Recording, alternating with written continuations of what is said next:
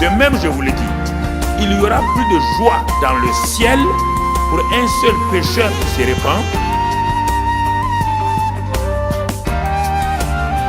Je suis descendu sur la terre pour faire la volonté de mon Père. Et la volonté de mon Père, c'est que je me perde.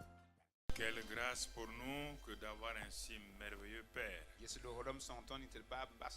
disons merci parce que tu es notre Père. Et nous avons tout pleinement en toi par Christ. Et nous te disons merci ce matin. Est-ce que tu as encore la nourriture pour nous? Pour nourrir nos esprits, afin que nos âmes et nos corps soient fortifiés. Merci Père pour la parole de révélation. Que la grâce et l'amour de Dieu soient sur chacun d'entre nous. Au nom de Jésus. Amen. Amen. Nous bénissons le Seigneur pour tous ses bienfaits. Parce qu'il nous conduit au fur et à mesure. Ce qui est sûr et certain, la parole qui nous est donnée depuis quelque temps, avec les témoignages que nous recevons de l'extérieur et comme de l'intérieur du pays, c'est en train de bouleverser la vie de plusieurs qui ne savaient pas que la vie chrétienne c'était simplement donc basé sur le Saint-Esprit et la parole. Beaucoup d'efforts de combat spirituel inutiles. Beaucoup d'efforts où les gens se sont battus. Combat spirituel. Combat spirituel. Ils n'ont ni la paix ni la joie. Jésus dit, venez à moi, vous tous qui êtes fatigués et chargés, et je vous donnerai du repos. On vient en Christ, on n'a pas de repos. Tout le temps, c'est les démons, les esprits mauvais. Quelque chose ne va pas quelque part. Si Christ n'a pas vaincu, qui pourra vaincre parmi nous ici? Qui pourra vaincre dans ce monde-là? Et c'est pourquoi mon frère, ma soeur, avec ce que Dieu a fait, ce que Dieu a dit, Dieu dit, si vous me connaissez, quand moi je dis quelque chose, elle arrive. Et quand j'ordonne, quand je prends une ordonnance, une loi, la loi là se manifeste. Alors, bien-aimés frères et sœurs, c'est ça la vie chrétienne. La vie chrétienne, ce n'est pas l'ensemble de ce qu'on fait les dimanches. Ce ne sont pas les activités. La vie chrétienne n'est pas une religion, c'est une relation. Relation entre Dieu et l'homme à travers son Fils Jésus. C'est certain, ça ne perce pas parce qu'ils ont vécu dans des familles assez difficiles. Mais quand ils sont venus à Christ, ils n'ont pas laissé leur intelligence être renouvelée par la parole de Dieu. Ils vivent dans l'atmosphère de leur famille. Il n'y a aucun père sur la terre qui soit parfait ni une mère. C'est pourquoi Dieu a fait sortir. Dieu dit que son amour, l'amour qu'il a pour nous, n'est pas d'abord un amour philéo. C'est un amour agapao. Et cet amour agapao est unilatéral et souverain. Si tu as écouté mercredi et vendredi jusqu'à présent tu n'es pas guéri, c'est que vraiment ton cas est un peu difficile. Dieu dit que lui il a tant aimé le monde. Quand? Avant que le monde n'ait été créé. C'est ça le mystère de la parole de Dieu. C'est écrit dans la parole de Dieu. Il dit que lui il a prouvé son amour envers nous. La seule preuve de l'amour de Dieu, ce n'est pas parce que Dieu t'a donné une famille, ni un travail, ni un succès. La seule preuve de l'amour de Dieu, c'est la mort de son fils. Quand tu regardes la mort de son fils, l'amour de Dieu est là. Et quand tu acceptes ce fait divin là, C'est ça qui vient pour guérir tout ton cœur. Mais tant que tu vas vouloir dire à Dieu, si tu m'aimes, fais ceci. Si tu m'aimes, fais cela, tu vas échouer en permanence. Pas de problème si Dieu aime mon enfant, il n'a qu'à faire ça. Ah bon? Qui l'a créé ton enfant? C'est toi? Maman, toi qui as créé ton enfant? Si Dieu aime mon mari, il n'a qu'à le sauver. Jésus est mort pourquoi alors? Il est mort pourquoi? Hein? Il a dit quand il serait élevé, j'attirerai tous les hommes à moi. Maintenant, il faut savoir comment, par quel moyen on attire. Quand tu veux du poisson, le poisson est à ta disposition. Où? Dans l'eau?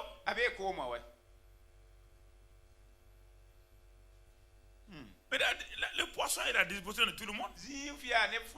Va dans la rivière, va dans le fleuve, le poisson est là-bas.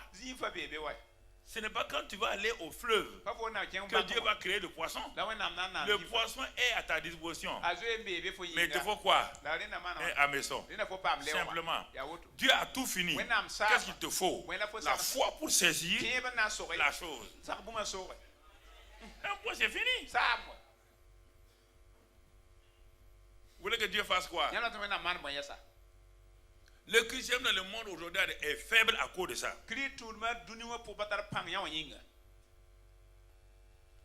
Et écoutez, il y a deux questions qui ce matin que je voudrais que nous puissions nous poser ça. Tu vas écouter la prière de deux personnes. Deux chrétiens. Ils sont convertis. Ils vont à l'église. Tous les deux sont sérieux. Écoute leur prière. Le premier vient. Il élève sa voix et prie. Il dit Seigneur, je prie. Je prie en croyant de tout mon cœur que tu es le Dieu d'amour et que tu es capable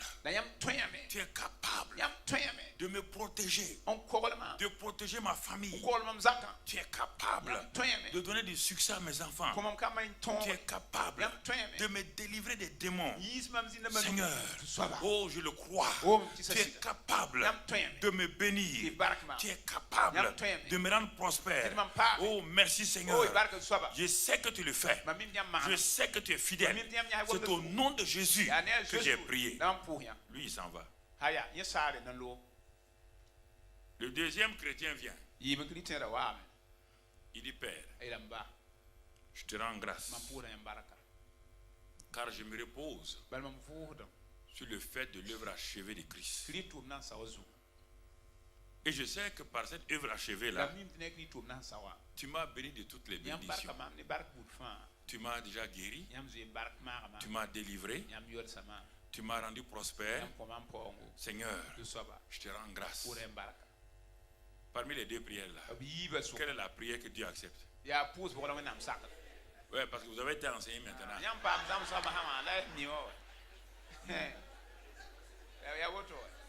La plupart de vos prières étaient comme la première là.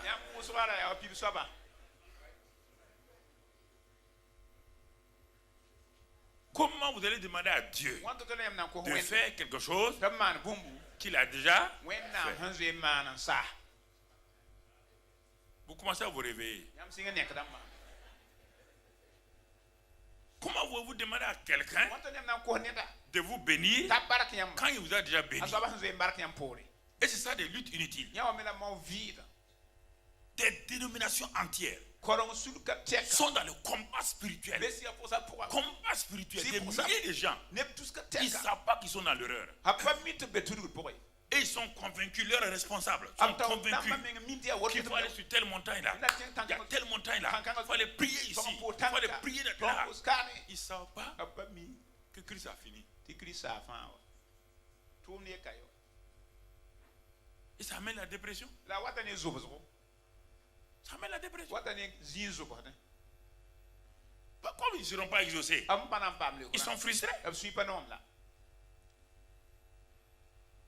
Par exemple, ceux qui prient, par exemple, Il y a beaucoup de gens aussi qui prient. Seigneur, Seigneur, j'ai faim et soif de toi. Et ils chantent, j'ai soif de ta présence, ô divin. Ils chantent, ils chantent. Seigneur, j'ai faim, j'ai soif de toi.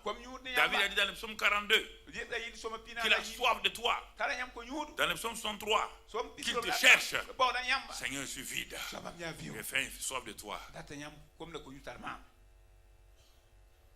Et on va dans Jean 4. Jésus dit, celui qui vient à moi, l'eau que je lui donne, il n'aura plus faim, il n'aura plus soif. Toi, tu es en train de prier.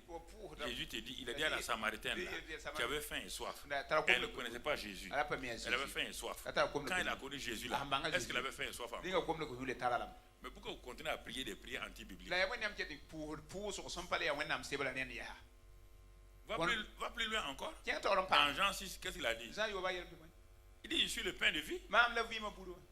Je suis le pain de vie. Celui qui me mange n'aura plus jamais faim, n'aura plus jamais soif. Chaque dimanche, tu manges le pain de vie. Tu as la parole de vie. Et toi, tu as toujours soif. Donc, tu es un niard.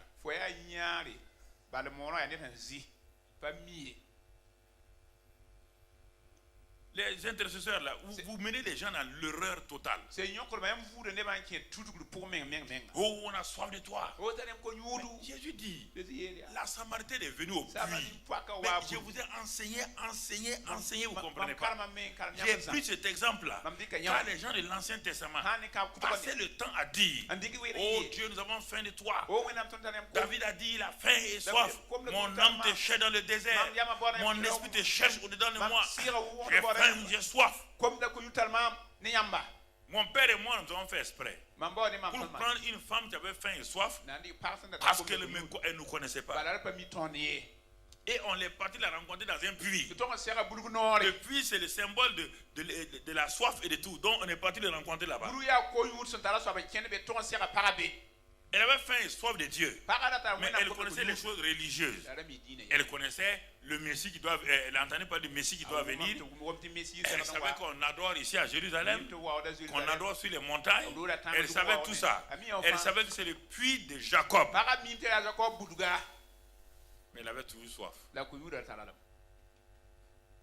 Mais quand elle m'a rencontré, je lui ai dit quoi? Je lui ai dit, ma fille, l'eau que je donne là, quand on boit ça, on n'a plus soif. Et ça devient des fleuves qui jaillissent dans l'éternité. La femme dit, ah bon? Il y a une eau comme ça? Il dit oui. Donne-moi cette eau là. Quand la femme a reçu tout ça, elle est partie au village là. Est-ce qu'elle a couru derrière un homme encore?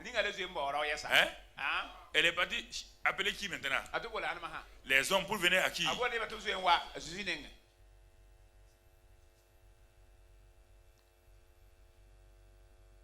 Tu as déjà vu dans le Nouveau Testament quelqu'un qui dit qu'il a faim et soif de Dieu? Montre, ouvre la Bible. Celui qui croit en moi, des fleuves d'eau vie jailliront. Toi, tu es fleuve. Comment un fleuve peut avoir soif?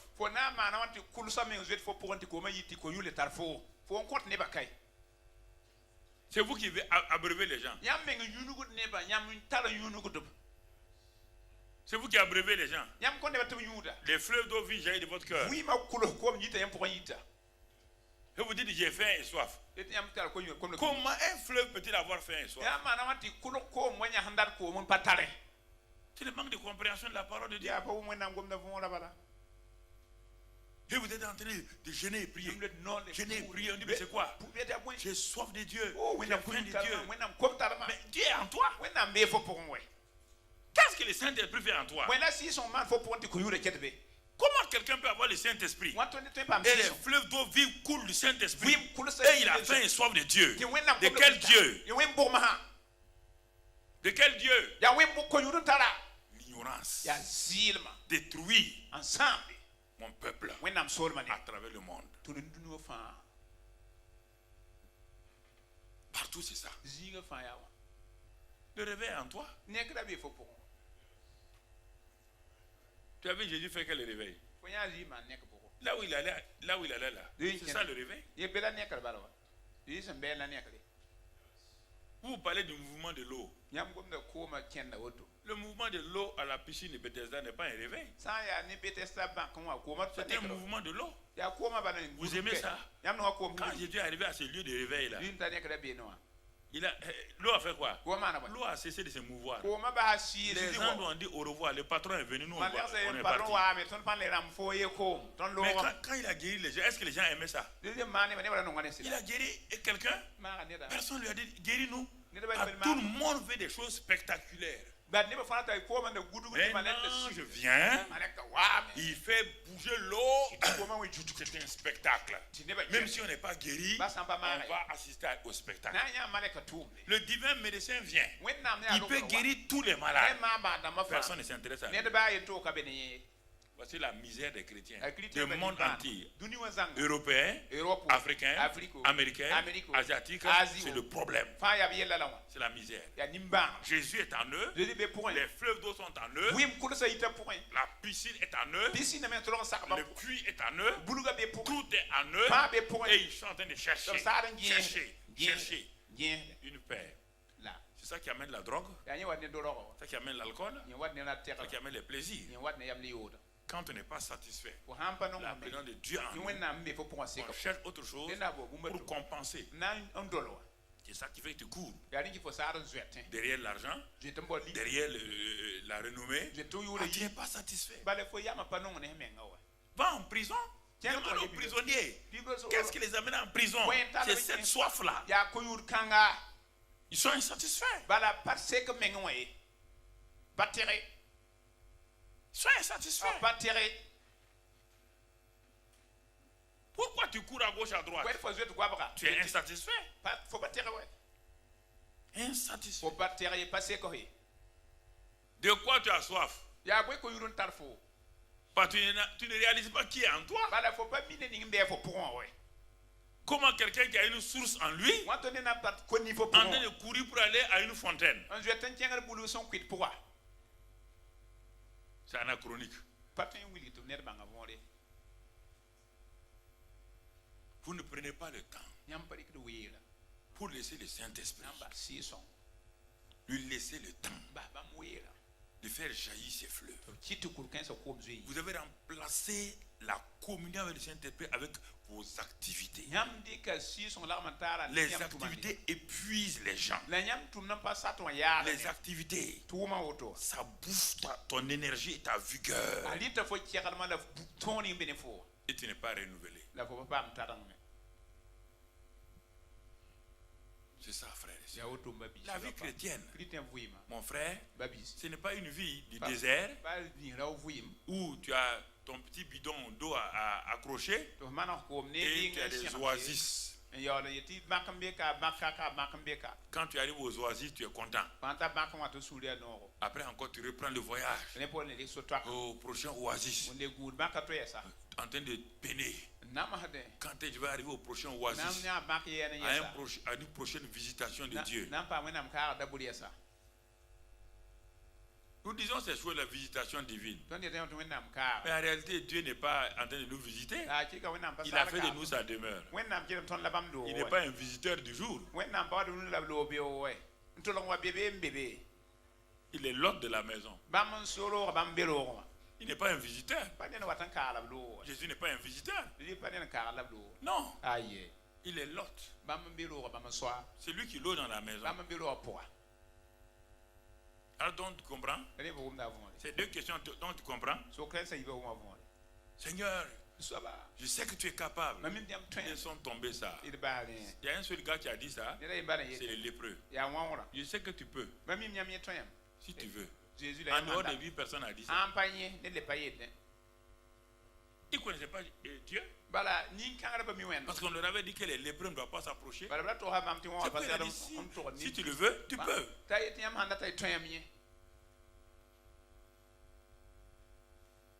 Il est capable. Tu n'as pas besoin de dire ça à Dieu. Ça, c'est une information. Tu informes Dieu qu'il est capable. Tu dis, mon ami, il ne faut pas m'informer. Si tu es capable, il te dit, mais moi, bon, utilise ma capacité au lieu de dire si tu suis capable. Et tu verras si je suis capable ou pas.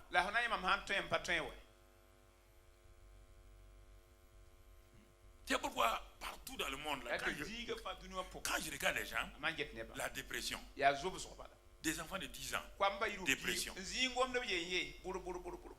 En Europe, là, des enfants de 10 ans, 12 ans, dépression. Ils veulent se suicider.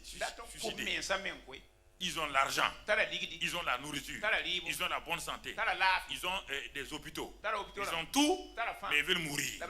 Quelque chose ne va pas. Ils ne connaissent pas la profondeur de Dieu. Parce qu'ils ont une religion chrétienne. Ils n'ont pas la vie. Ils ont la religion. La religion ne sauve pas quelqu'un. La religion ne transforme pas quelqu'un. C'est la relation avec Jésus. Et cette relation-là d'intimité avec Jésus qui donne la vie. Mon frère, ce matin, donc notre titre maintenant, c'est la nouvelle création, s'adosse sur ce que Dieu a dit et fait en Christ pour prier et agir. La nouvelle création s'adosse sur ce que Dieu a dit et fait en Christ pour prier et agir. La nouvelle création ne prie pas, n'agit pas comme les chrétiens yo-yo. Il cherche à savoir, chaque fois qu'il veut prier et agir, ce que Dieu a dit, ce que Dieu a fait.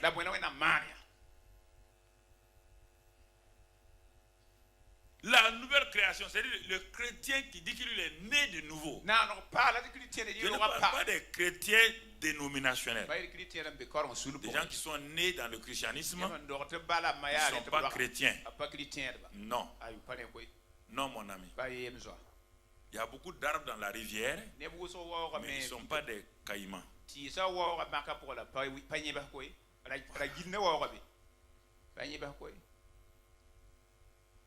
Quand quelqu'un est né de nouveau, il est né par quel moyen? Deux moyens.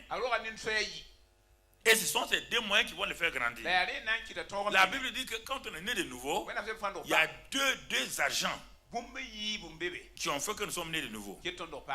Le premier, engendré par la parole vivante, la sémence incorruptible de Dieu, et régénéré par le Saint-Esprit. Tu es né par ça, tu grandis par ça, et tu finis ta vie par ça. Si tu lâches un d'entre eux, la parole et ou le Saint-Esprit, c'est fini pour ta vie. Tu es un chrétien yo-yo déséquilibré.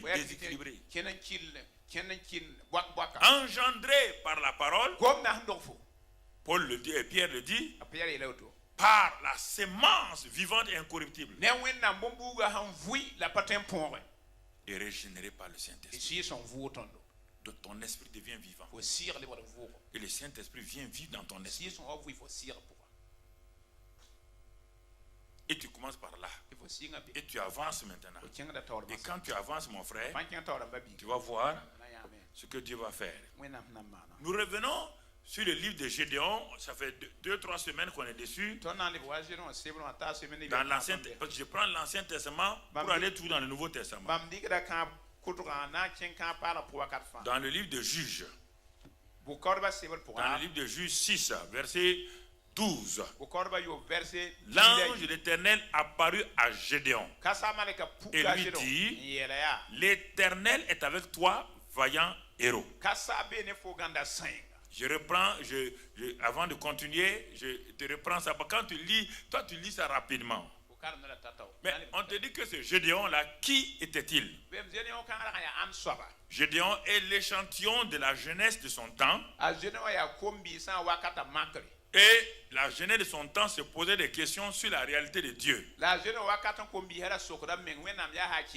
Les parents avaient démissionné totalement.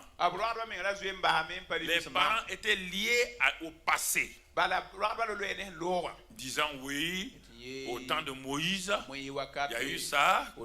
Quand on était en Égypte, il y a eu ça. Mais la Genèse dit, vous avez au moins un passé. Mais nous avons quoi? Vous voulez qu'on vive avec Dieu là sur la base de quoi? Vous au moins vous avez eu des expériences passées. Il n'y a pas de problème. Mais nous les jeunes gens là, on ne peut pas se baser sur vos expériences car vos expériences sont devenues de la cendre. Il n'y a plus de vie là-dedans. Il n'y a plus de vie là-dedans. Si votre expérience était toujours vivante, ça peut nous aider. C'est devenu de la cendre. Alors qu'est-ce qu'on doit faire? Vous nous dites que Dieu a fait ça avec Moïse. Dieu a fait ça avec un tel. Dieu a fait ça avec un tel. Et aujourd'hui, Dieu est-il à la retraite? C'est ça le problème, frère.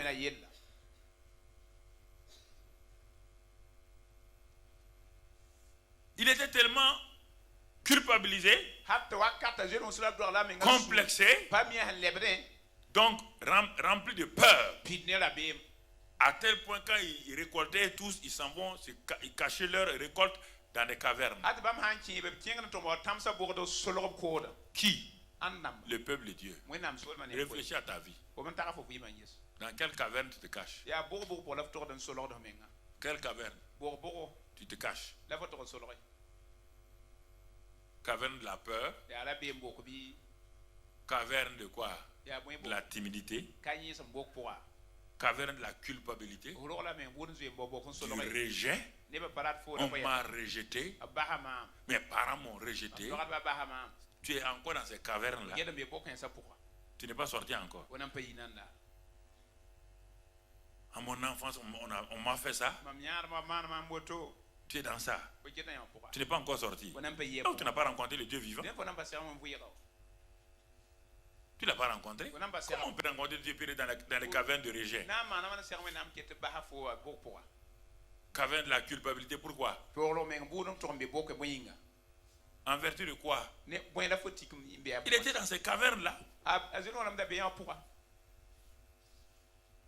Et Dieu vient.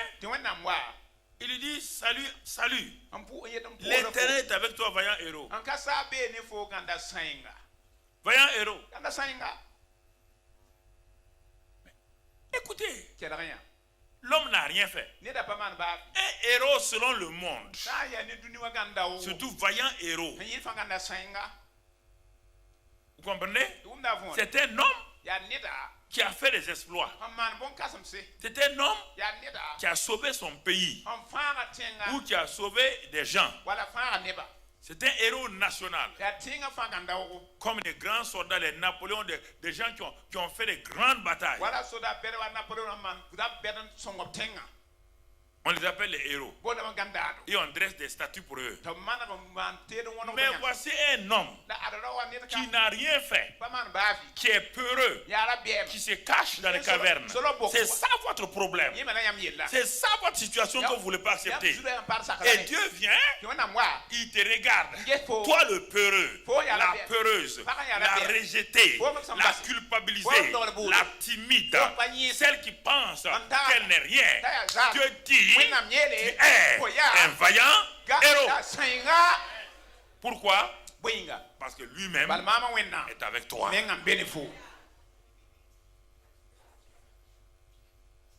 Voici tous les secrets du christianisme. Dieu prend un zéro. Zéro. Dieu est un. Quand il vient se mettre un devant zéro, c'est quoi maintenant? 10. Ça c'est Dieu. Ça c'est la vie chrétienne. Il prend des zéros, il met un 1 devant. Quand il a mis un 1 maintenant, les zéros vont valoriser le 1. Quand il met un 0, ça fait 10. Si tu continues, tu dis mettre un deuxième 0, tu deviens 100. Tu dis mets un troisième 0, tu deviens 1000. Mais si tu mets 1000 zéros et on enlève le 1, ça fait quoi? 0. Si ta vie chrétienne, tu as beau faire des 0, 0, 0, si tu oublies le 1 là, tu n'es qu'un 0.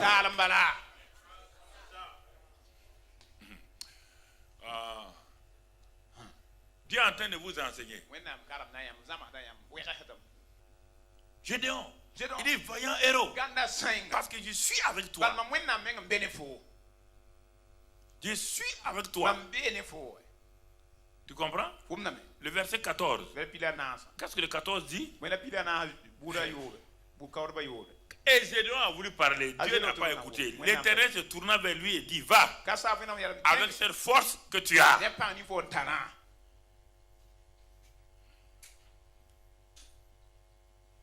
Va avec cette force que tu as. Mais il n'avait rien. Humainement, il n'y avait rien. Rien. Il n'y a pas d'armes. Il n'y a rien. Dieu dit maintenant, je suis avec toi. Dès le moment où je suis avec toi, va avec cette arme, cette capacité, cette puissance que tu as. Et délivre mon pays, mon peuple. C'est ça que Dieu nous a donné.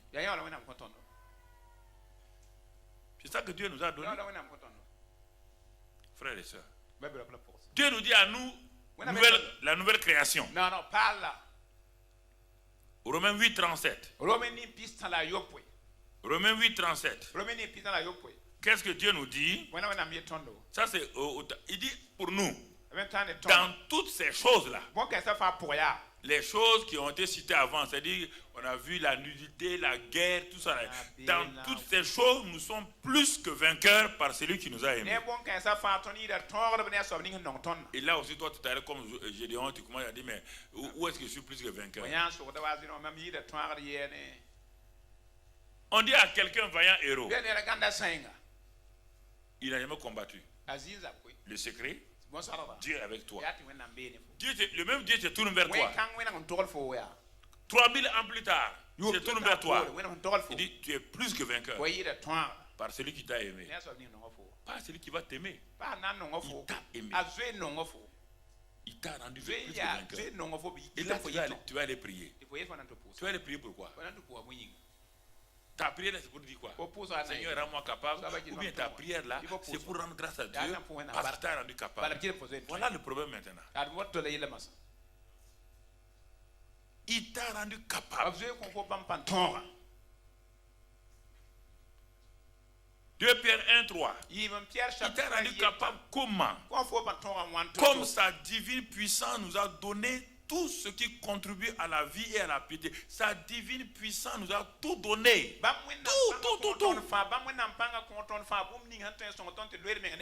La puissance de Dieu nous a donné tout ce qui contribue à la vie et à la piété. Il n'y a personne ici ayant reçu Christ qui n'a pas cette vie et cette piété en lui.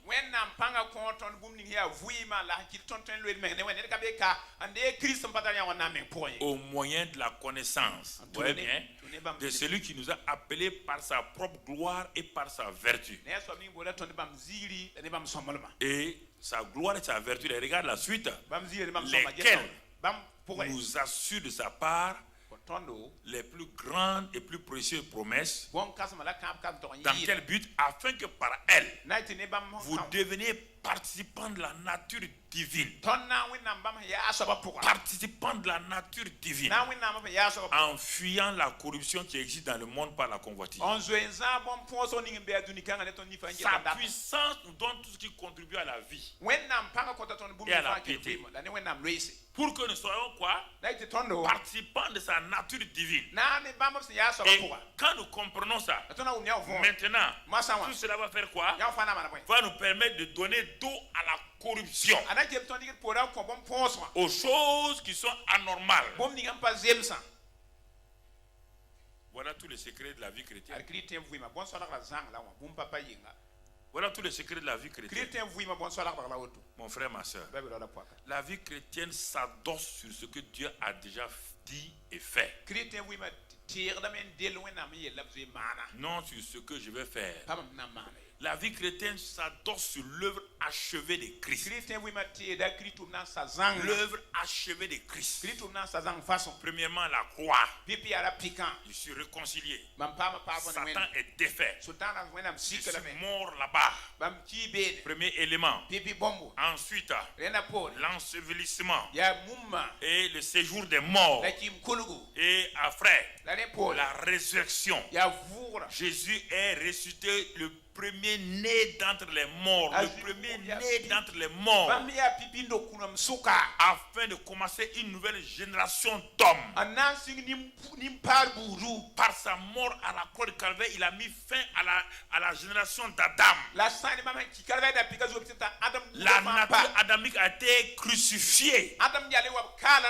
Il a fini avec la race d'Adam. Et par sa résurrection d'entre les morts, il est dit qu'il est le premier d'entre les morts afin d'être le premier des frères. Tu n'es pas frère d'Adam, tu es frère de Jésus-Christ. Et en ce moment-là, tu es dans une nouvelle espèce d'homme qu'on appelle la nouvelle création, qui n'a pas de passé spirituel. Mais toi, tu regardes ton corps et ton âme. On parle d'abord de l'esprit. Quand tu acceptes ces vérités, ton âme commence à être impactée. Et quand ton âme est impactée, ton corps est impacté. La puissance divine, l'esprit de vie qui est entré dans le corps mort de Jésus, ce même esprit de vie rentre dans ton âme, restaure ton âme et guérit ton corps. Et la santé divine devient ton partage. Alléluia. Gloire à Dieu. Comment? C'est pas possible. C'est une réalité. Je ne parle pas de ma tête. Je parle avec là mon cœur. Ma tête n'a rien à voir dans ça. Oh. Regardez, frère. Il y a une atmosphère de gloire dans cette salle-là et au dehors. Partout là où nous se trouvent les gens. Si tu arrives à capter ça, tu captes ça là. Mon frère, tout est accompli pour toi. Alléluia. Notre capacité, mon frère, ma soeur, notre victoire, notre tout cela repose sur premièrement le Saint-Esprit. Repose sur le Saint-Esprit. Regardez dans 2 Corinthiens 3.3. 2 Corinthiens 3.3. Il dit, vous êtes manifestement une lettre de Christ. Regardez, c'est difficile que vous acceptez. Il dit, vous êtes manifestement une lettre de Christ, écrite par notre ministère, non avec de l'encre, mais avec l'esprit du Dieu vivant. Non sur les tables de pierre, mais sur les tables de chair, sur les cœurs. Voici tous les secrets. Vous êtes une lettre écrite par l'Esprit de Dieu sur les tables de chair, votre cœur. Verset 5, verset 4. Cette assurance-là, nous l'avons par Christ auprès de Dieu.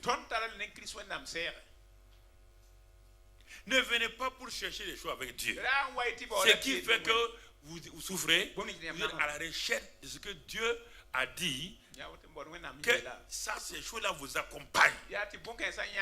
Cette assurance-là, nous l'avons par Christ auprès de Dieu. Par Christ là, nous avons l'assurance. Ce n'est pas à dire que nous serons capables par nous-mêmes de concevoir quelque chose comme venant de nous-mêmes.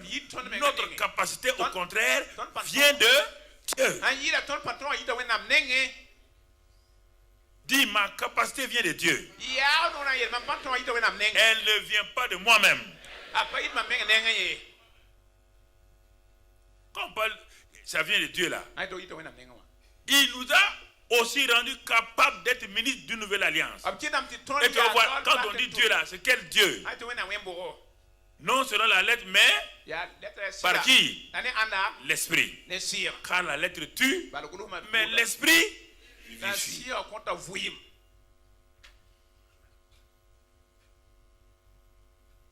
Premier élément, c'est le Saint-Esprit.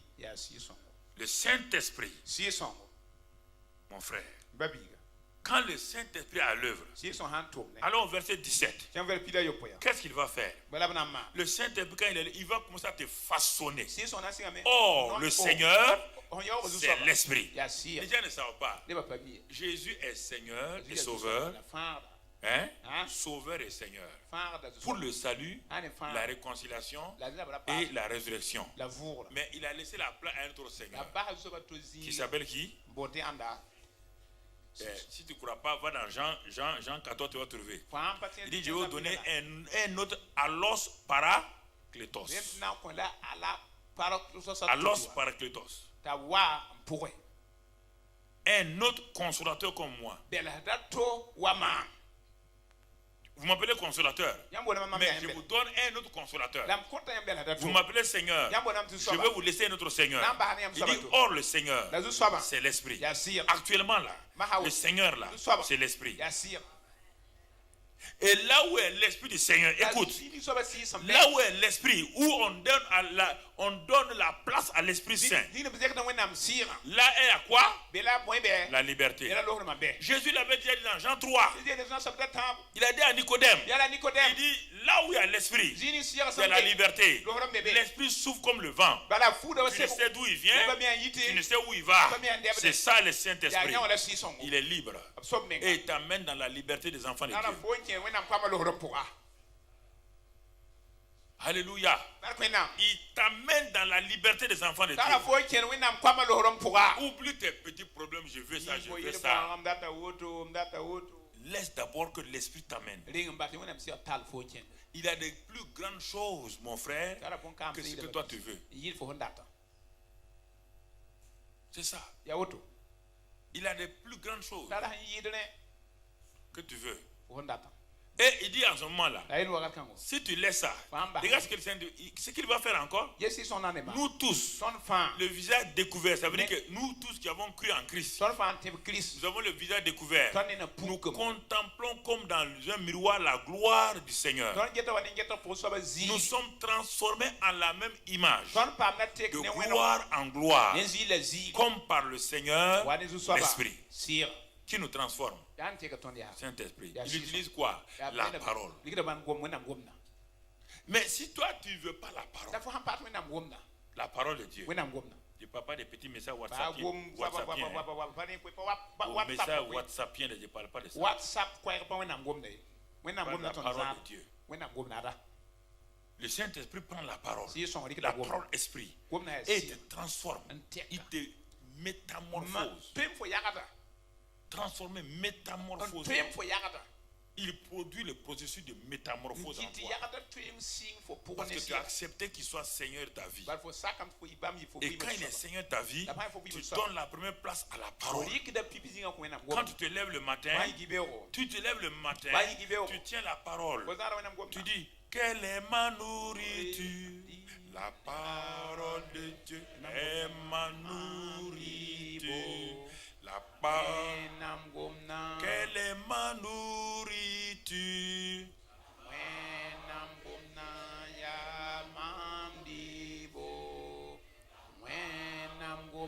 Maintenant tu dis deuxième chose. Qui est mon enseignant?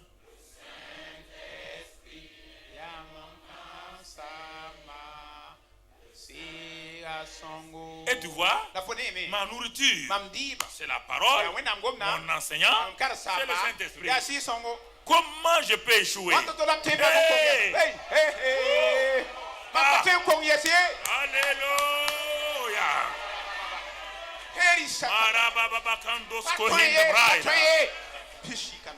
Il dit, mais si vous croyez la parole, vous laissez le Saint-Esprit. Il dit dans Philippiens 2, 13, il va produire le vouloir et le faire selon son bon.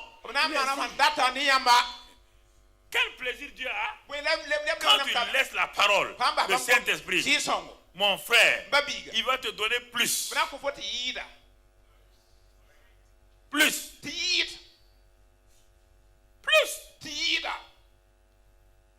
De quoi tu as besoin? Il dit qu'il va donner au-delà de ce que tu veux. Son bon plaisir. Son bon plaisir. Vous comprenez? C'est ça. Quand la parole de Dieu et le Saint-Esprit tiennent leur rôle, tu leur donnes cette place-là. Mon ami, tu n'as pas besoin d'aller prier 4 heures, 5 heures. Comment quelqu'un même va aller prier Dieu 5 heures pour avoir un litre d'essence? Ça, je ne comprends pas ça. Quel est ce démon-là qui bloque ton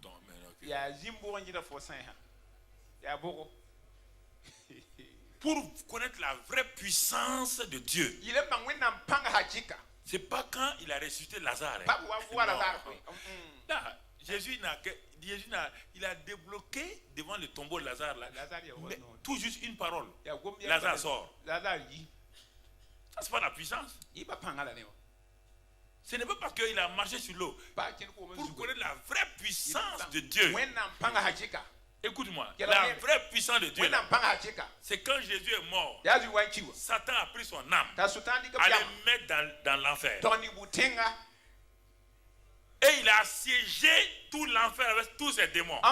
Tous les démons de Satan ont été appelés à la rescousse. Tous les démons de Satan. Mettez-vous ici, mettez-vous là, frappez, bloquez tout. Dieu était assis là-haut. Il riait. Le psaume 2 dit, Dieu est assis sur son trône, il rit. Il dit, il rit. Le dimanche matin, il dit, glorieux Saint-Esprit. Alléluia.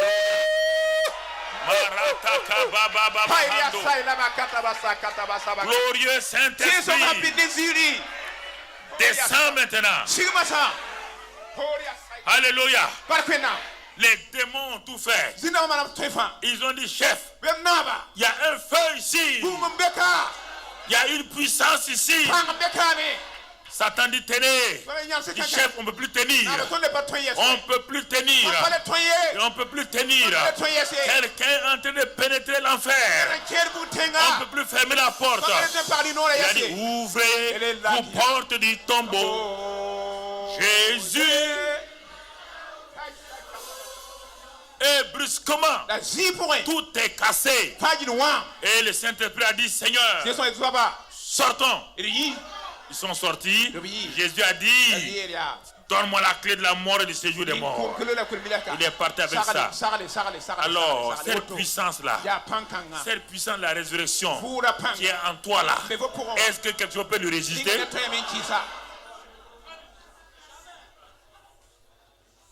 La mort, première mort physique, la mort spirituelle, toutes les morts, tout aspect de mort, plus Satan lui-même, l'enfer, se sont ligués contre Jésus. La puissance de Dieu est venue, l'a sortie.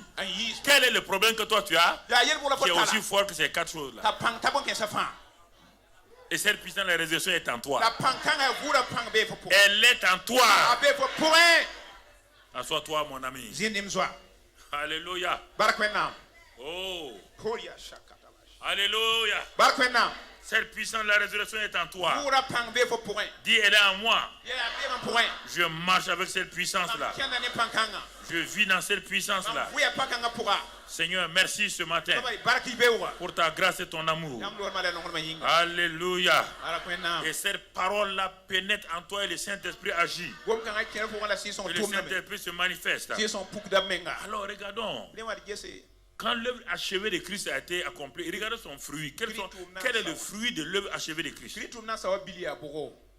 Éphésiens 1. Regarde maintenant. Éphésiens 1 ressemble à Canaan. quand il devait aller à Canaan, est-ce que Canaan était un fait réel, oui ou non?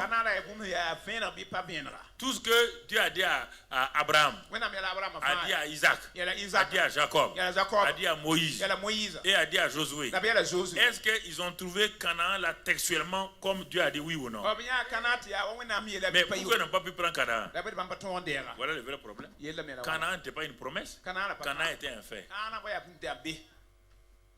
Dieu leur a donné. Dieu leur a donné. Dieu leur a dit simplement que mettez la plante de votre pied. Mettez simplement la plante de votre pied. Sinon le pays est pour vous. Mettez la plante de votre pied. Malgré la présence de qui? Malgré la présence de qui? De Anak, non? Mais on dit de mettre la plante de pied. Est-ce que tu as dit combattre les géants? Est-ce que tu as vu quelqu'un a combattu les géants dans Canaan? Quelqu'un a combattu les géants? Est-ce que Dieu t'a dit que tu as vu les géants qui sont là-dedans, il t'a dit de les combattre? Alors pourquoi vous partez inventer des doctrines que vous allez combattre les géants de Canaan? Tu as vu qui combat? Même Anak là. Même Caleb. Il a demandé quelle montagne? La montagne de qui? De Anakim. De Anakim là. C'est qui? C'est la tribu des géants. Quand ils sont rentrés là, il a dit à Josué, c'est 80 combien? 85 ans. Bon, Josué dit, bon, tu vas te reposer. Il dit, comme moi. Il dit, bon, donc, je vais la montagne. Là où il y a les géants là, c'est cette montagne là que je veux. C'est cette montagne que je veux. Bien qu'il ait eu cette montagne là, tu as vu qu'il a combattu les géants? Non. Il savait une chose. Quand Dieu dit la chose, quand il ordonne,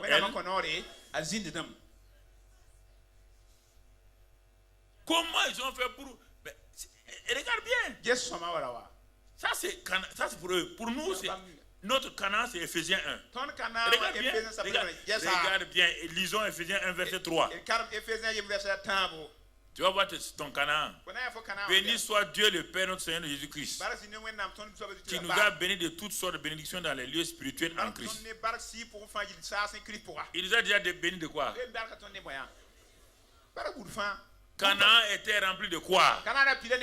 Des bénédictions matérielles, c'est ça, non? Il y avait le lait, il y avait le miel, il y avait les maisons, il y avait tout. Pas de stérilité, pas de mort prématurée. C'était ça Canaan, non? Oui ou non?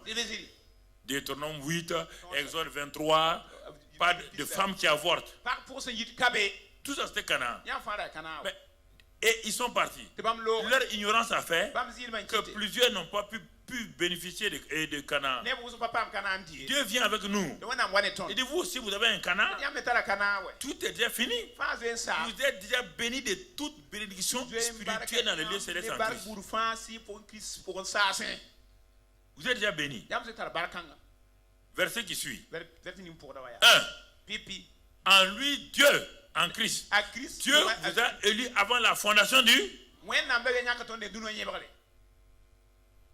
C'est toi qui t'es élu? On dit Dieu t'a élu. Est-ce que quand Dieu t'a élu là, c'est pas ça que tu as fait c'est pas ça qui a fait que tu es devenu chrétien? Si Dieu t'a pas élu, tu peux devenir chrétien? Tu as fait un effort pour devenir chrétien? Parce que Dieu t'a élu avant la fondation du monde. Et pour que nous soyons saints et irrépréhensibles devant lui. Voilà ce que Dieu a fait. Dieu n'a pas dit pour que vous vous débrouillez pour... Non. C'est ça qu'il a dit à Gédéon. Tu es un vaillant héros. Gédéon dit non. Il a dit à Moïse, va, avec le bâton que tu as. Moi, il dit le bâton est inadéquat. Devant l'armée de Pharaon, le bâton est inadéquat. Mais Dieu dit, mais quand moi je suis là, il n'y a rien qui soit inadéquat. Il dit à Samson, les Philistins sont sur toi. Les Philistins sont là. Et le Saint-Esprit est venu. Quand le Saint-Esprit est venu, Samson dit là où il y a le Saint-Esprit là. Même si c'était un petit bâton, il a cherché, il a trouvé une mâchoire d'âne. Ça suffit là. Vous jouez avec le Saint-Esprit. C'est ça qui fait le problème. Il nous a bénis de toute bénédiction. Dans le lieu céleste, il nous a élus. C'est le futur. C'est le présent. C'est quel temps? Passé. Tu as fait quelque chose pour ça? Il nous a élus. Continuons. Nous ayant prédestinés dans son amour à être ses enfants d'adoption par Jésus-Christ. C'est toi qui t'es fait enfant de Dieu. On te donne des choses éternelles. Enfant d'adoption par Jésus-Christ. Selon le bon plaisir de ça. Il s'est assis. Il a décidé lui-même. Voici mon plaisir. Il a dit aux anges, aux archanges, regardez, cette femme-là, c'est mon enfant. Ce garçon-là, c'est mon enfant. C'est mon enfant.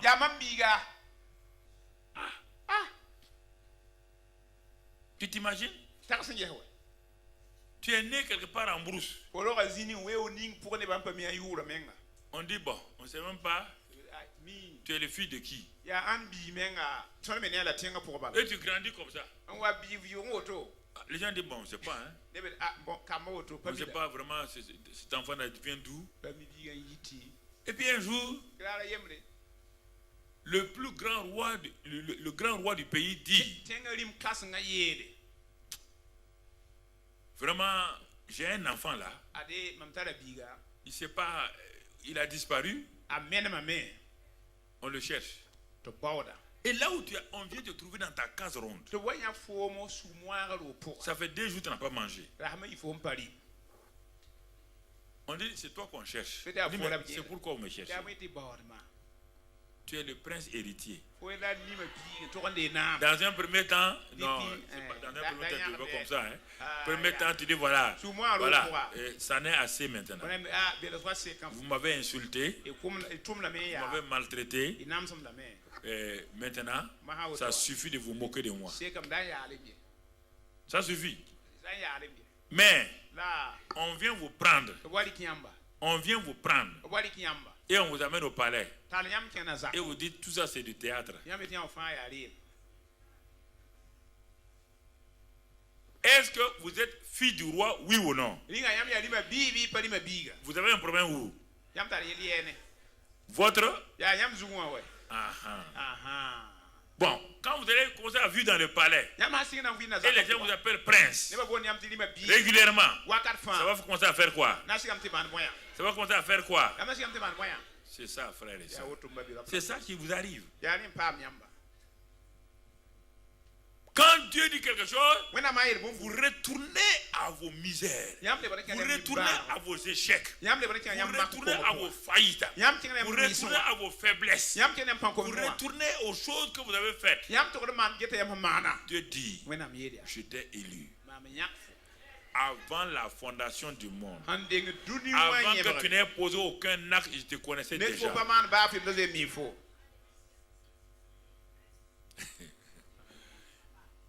Vous n'acceptez pas ça, hein? Avant. Regardons toujours Canaan. Canaan. À la louange de la gloire de sa grâce qu'il nous a accordé en son bien-aimé. Il nous a accordé sa grâce en son bien-aimé. Toujours notre Canaan. En lui, Christ, nous avons la rédemption par son sang. La rémission des péchés. Nos péchés ont été totalement remis selon la richesse de sa grâce. Nos péchés ont été totalement remis selon la richesse de sa grâce que Dieu a répandu abondamment sur nous par toute espèce de sagesse et d'intelligence. Nous faisons connaître le mystère de sa volonté selon le bienveillant dessein qu'il avait lui-même formé en lui-même. Tout ça, c'est lui qui a fait tout ça. Tu n'as rien fait dans tout ça. C'est lui qui a fait tout ça. Et il a mis cela en exécution lorsque le temps sera accompli de réunir toutes choses en qui? En Christ. Celles qui sont dans les cieux et celles qui sont sur la terre. En lui, encore regarde. En ton Canaan spirituel là, qui est Christ là, nous sommes devenus aussi héritiers, ayant été prédestinés suivant la résolution de celui qui opère toutes choses d'après le conseil de sa volonté. Tu vois 3 fois, conseil de sa volonté, plaisir de sa volonté. C'est lui, tout ça s'est fait selon sa volonté. Afin que nous servions à la louange de sa gloire, nous qui avons espéré en Christ. En lui, vous aussi, après avoir entendu la parole de la vérité, l'évangile de votre salut, vous allez voir le dernier saut maintenant. Vous avez cru et vous avez été scellés du Saint-Esprit qui avait été pour vous. Le sceau divin est placé sur vous par le Saint-Esprit. Le Saint-Esprit est le sceau. Que tout est fini. Que tu es accompli. Que tu appartiens au Seigneur. Voici votre Canaan spirituel. Maintenant, on va voir. Quand les 12 espions sont partis, envoyés par Moïse, est-ce qu'ils ont trouvé Canaan comme ça, oui ou non? Leur Canaan, là, ils l'ont trouvé comme Moïse a dit, non? Mais pourquoi ils ont parlé mal? Tout ce que je t'ai dit là, c'est ton Canaan spirituel. Tout ce que je viens de te dire, Éphésiens 1, 3, jusqu'ici là, c'est ton Canaan spirituel. Mais qu'est-ce que tu vas dire maintenant? Qu'est-ce qui te manque? Ce qui te manque là, je vais te donner ça. La suite est devant toi. La suite là est devant toi. Regardons maintenant, mon frère, le verset 15. Il dit, c'est pourquoi moi aussi. Voilà la prière que j'ai transformée pour moi pendant plus de 15-20 ans maintenant. C'est la prière. Paul dit quoi?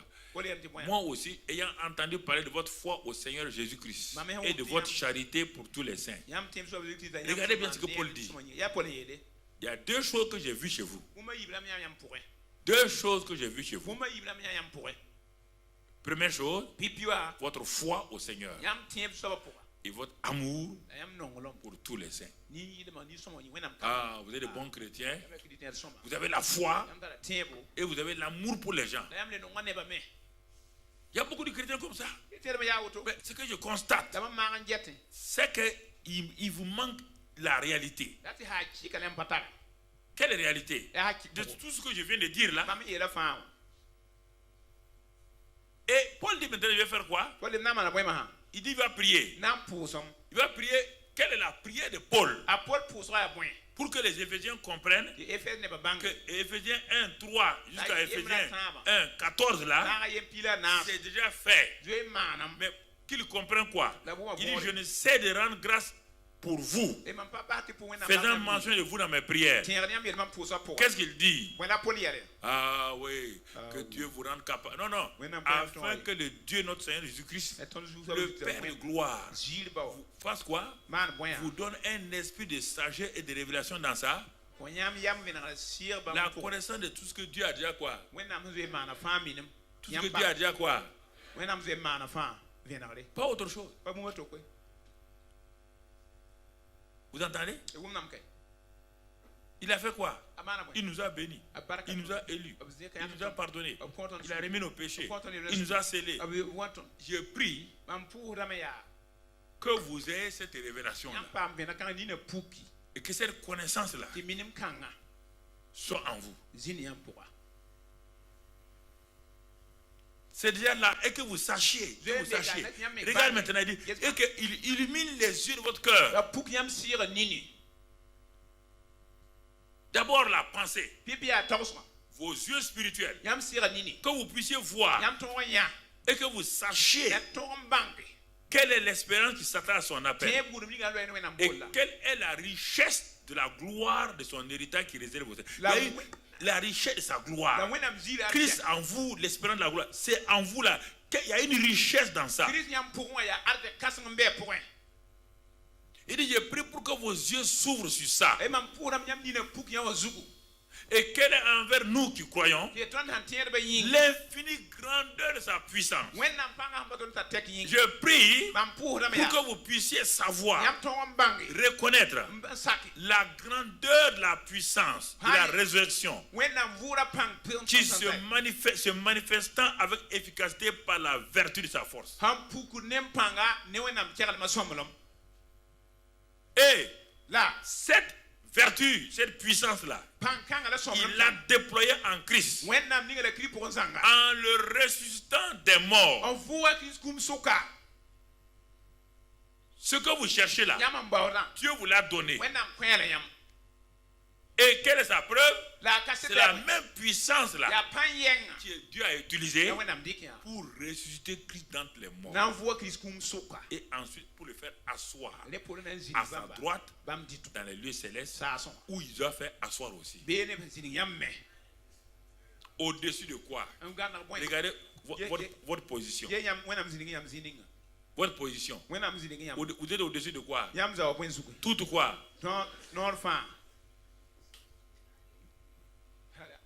Quand vous êtes au-dessus de toute domination, votre position est meilleure ou bien inférieure? Pourquoi vous voulez descendre pour lutter? Si vous descendez dans l'atmosphère de Satan, il va vous avoir. Votre territoire est céleste. On n'a pas dit le paradis, hein? Non, vous n'êtes pas en bord encore. Pas confondre à ça. Les lieux célestes, c'est la position que Christ vous a donnée au-dessus de toute domination.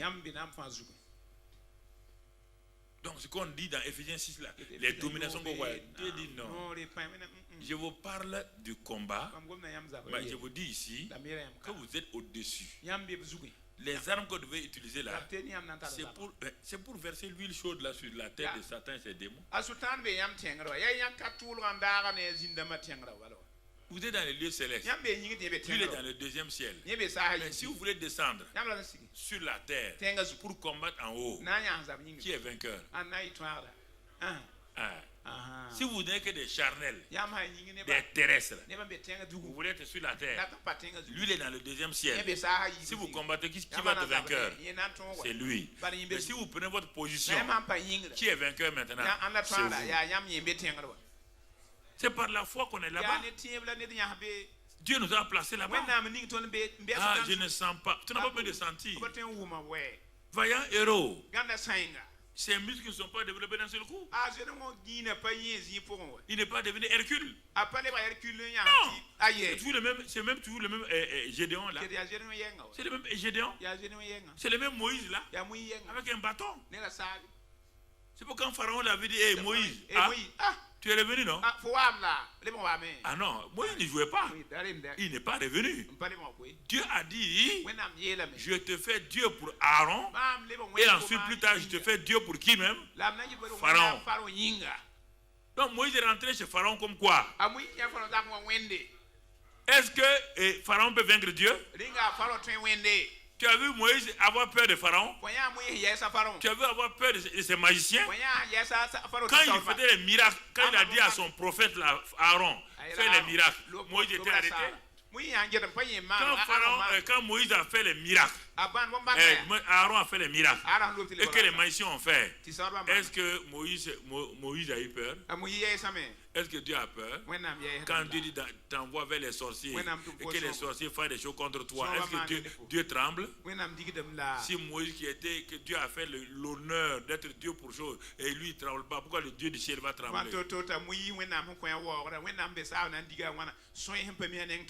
Il est parti jusque là où Pharaon était, le dieu donc le Nil. Là. Il est parti défier Pharaon là-bas. Et regarde, mais tu ne comprends pas. Moïse connaît bien le palais. Il a vécu là-bas 40 ans. Il connaît la force de frappe de l'Égypte. C'est la plus grande armée de l'époque. Et les gars, ils rentrent avec un simple bâton. Ils défient le plus grand roi. Les soldats sont arrêtés avec des épées. Ils sont des arcs et des flèches. Aucun soldat n'a dit à Moïse, tu ne sors pas aujourd'hui. Je vais te flécher. Pourquoi? Est-ce qu'on peut flécher Dieu? Alors pourquoi tu as un petit Dieu qu'on peut flécher comme ça? Quand tu as un problème, tu dis, mais Seigneur, on dirait il est parti où? Regarde Moïse simplement. Il n'est pas Dieu, hein? Il est un simple homme. Mais Dieu a dit, je te fais Dieu pour le Pharaon. C'est dit, je t'élève. C'est la même chose. Dieu nous a élevés. Dieu nous a élevés. Moïse est rentré, il est sorti. Il rentre, il sort. Aaron le suit. Et ils ont un simple bâton. Dieu te dit la même chose. Bon, je ne sais pas. Si tu crois que Moïse et Aaron étaient spéciaux, ils sont spéciaux en quoi? Dites-moi, ils sont spéciaux en quoi? Dites-moi un peu. La seule spécialité, c'est que leur nom est dans la Bible. Un point, c'est la seule chose. Il est spécial en quoi? Quand Dieu est venu lui parler, il a eu 4 têtes. Hein? Dieu lui a donné des armes. L'arme qu'il a utilisée là, c'était l'arme de qui? C'était le bâton de qui?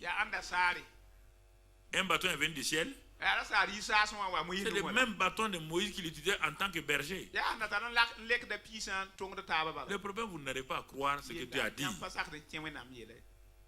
Vous n'arrivez pas à croire. C'est ça le problème. Croire que ce que Dieu a dit. Ah bon, moi Dieu peut m'utiliser. Si Dieu ne peut pas t'utiliser, donc ce qu'on dit sur Moïse là, c'est faux. C'est faux. Et si c'est faux, il vaut mieux qu'on parte. Nous sommes des menteurs, des hypocrites. Si Christ n'est pas ressuscité, tout notre message est faux. Si Dieu, le Saint-Esprit, n'est pas puissant, tout notre message est faux. Tout est faux. Et qu'est-ce qu'on va faire? Rien d'autre. Rien d'autre. Tout ce qu'on va prier là. Vous allez prier quoi? Prier qui? Prier un Dieu incapable, un Dieu impuissant. Vous allez prier pour faire comment? Il va vous aider comment? Si vous ne croyez pas ce qu'il dit qu'il est, et si vous ne croyez pas ce qu'il dit de vous, toute domination, toute autorité, tout nom qui se peut nommer, toute dignité, il a tout mis sous ses pieds. Et nous sommes le corps de Christ. Jésus est la tête. Nous sommes le corps. Donc nous faisons partie des pieds. Il a mis tout sous nous.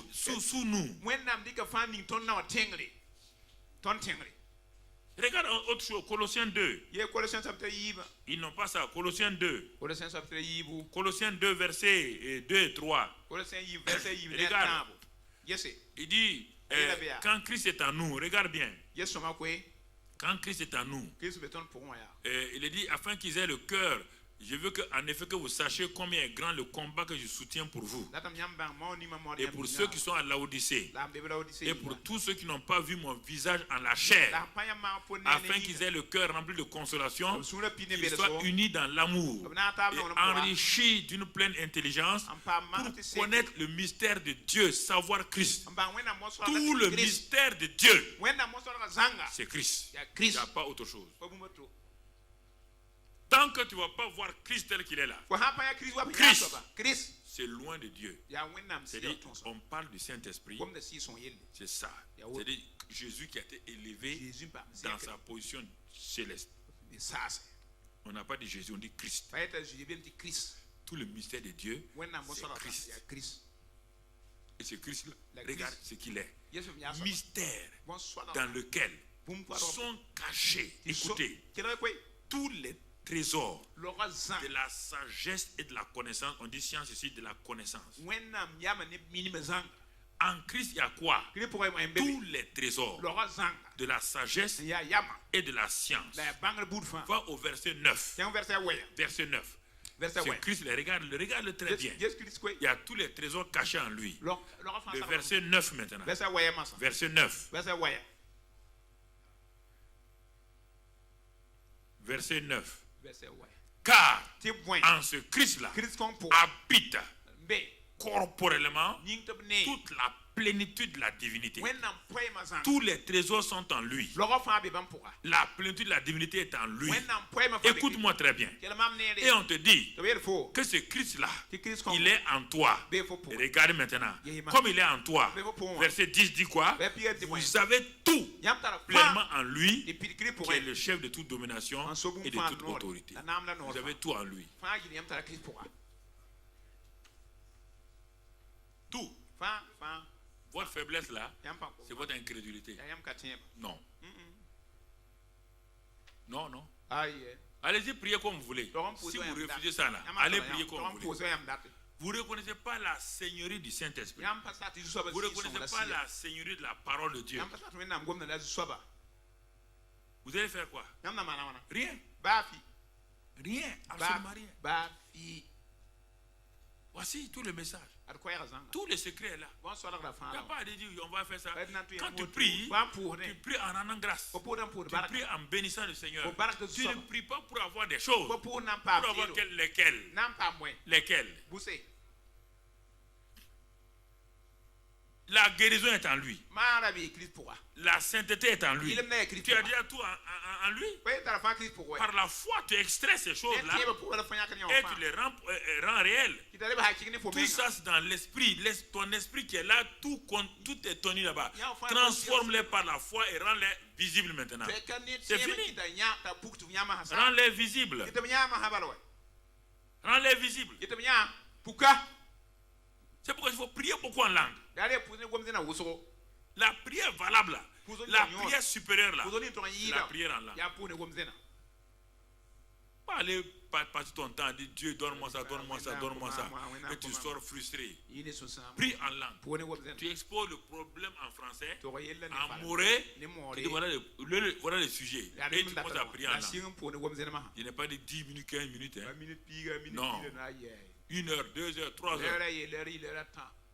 Régulièrement, quand tu conduis ta voiture, prie en langue. Quand tu es dans ta cuisine, prie en langue. On dit prier sans cesse. Tout le secret est là. Il dit celui qui prie en langue, il parle à Dieu. Il dit des secrets. On dit le mystère. Le secret est là. Le secret est en toi. On dit prie en langue. Quand tu pries en langue, le Saint-Esprit t'édifie. Et quand tu sors maintenant, tu prophétises. Les gens disent que je vais choisir la prophétie. Mais tu ne peux pas prophétiser aux hommes si tu n'as pas été édifié. On est édifié par le parler en langue et on sort et on prophétise. Il y a beaucoup de gens qui veulent prophétiser, ils ne sont pas édifiés lui-même. Comment tu vas aller édifier quelqu'un alors que toi tu n'es pas édifié? Voici tous les problèmes. Frères et sœurs, il faut emprunter ce chemin-là. Pas venir à l'église, ce n'est pas une épicerie où sur les rayons là, il y a telle chose posée. Tout est en Christ déjà. Et tout est dans ton esprit. Par la foi, par le parler en langue, par la proclamation. Prends ces choses-là, tu les manifestes.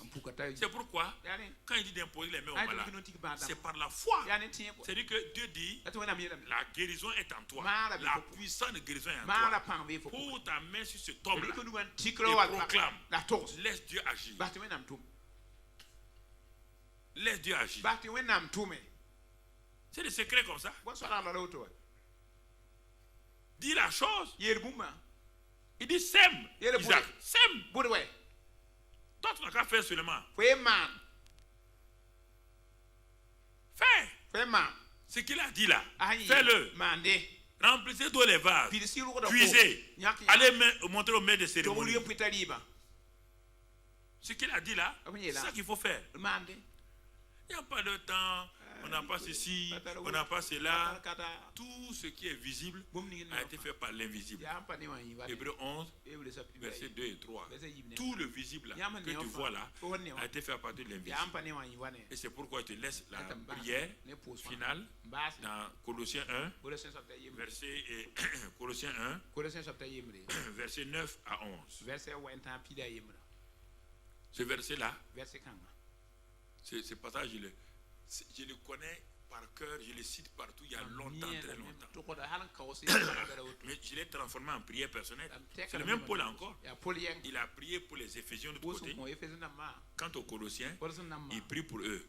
Il dit c'est pour cela que nous aussi, depuis le jour où nous en avons été informés, nous ne cessons de prier Dieu pour vous et de demander que vous soyez remplis de la connaissance de sa volonté en toute sagesse et intelligence spirituelle, et pour que vous marchiez d'une manière digne du Seigneur et lui être entièrement agréable, portant des fruits en toutes sortes de bonnes œuvres et croissant par la connaissance de Dieu, fortifié à tous égards par sa puissance glorieuse, en sorte que vous soyez toujours persévérants et patients.